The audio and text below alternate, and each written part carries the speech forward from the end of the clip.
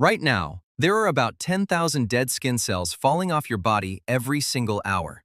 Over the course of your lifetime, you will shed roughly 40 pounds of skin.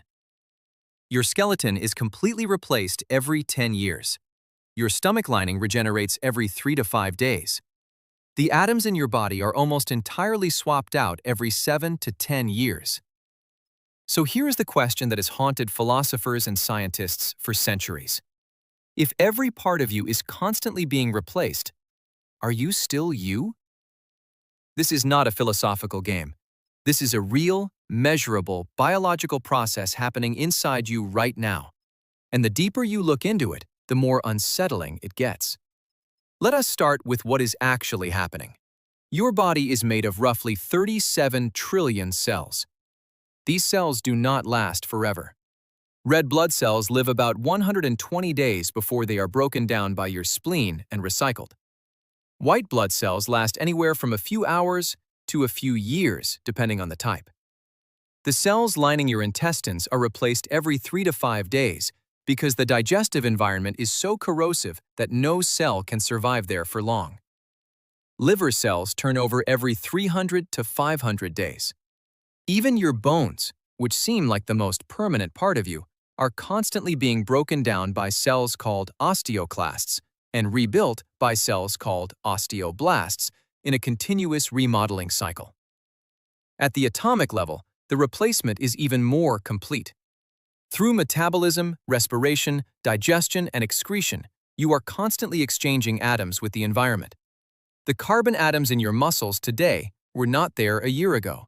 They were in the food you ate, which got them from the soil, which got them from decomposing organisms, which got them from the atmosphere, which got them from volcanic eruptions and the breath of other living things. You are, quite literally, made of recycled material. Some of the atoms in your body right now were once part of dinosaurs. Some were in the bodies of ancient Romans. Some were forged in the hearts of stars that exploded billions of years ago and scattered their contents across the galaxy. Every atom of carbon, oxygen, nitrogen, and iron in your body was manufactured inside a star. You are, without exaggeration, made of stardust that has been cycling through living and non-living systems for billions of years. But there are exceptions that make this even more interesting. Some of your cells are never replaced. Most of the neurons in your cerebral cortex, the part of your brain responsible for consciousness, memory, and personality, are the same neurons you were born with. They are among the oldest cells in your body, and they will be with you until you die.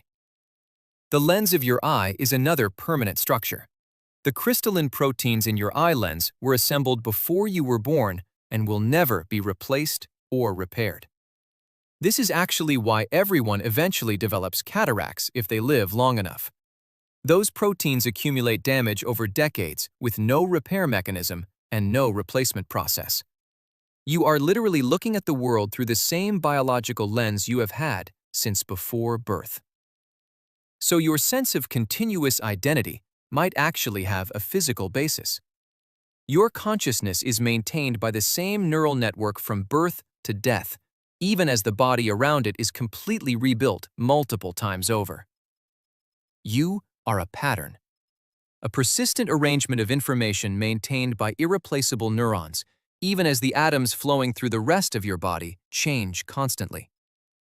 The ancient Greek philosopher Plutarch posed this as the ship of Theseus paradox. If you replace every plank of a wooden ship one at a time, is it still the same ship? And if you took all the old planks and built a second ship from them, which one is the real ship of Theseus? Your body faces this paradox every single day and resolves it without asking your permission. But modern biology adds a twist that Plutarch never imagined. There is another layer to this that most people never consider: the microbiome. You carry about 39 trillion microbial cells, slightly outnumbering your human cells. These microbes are not permanent residents. They are constantly arriving, reproducing, dying, and being replaced by new strains.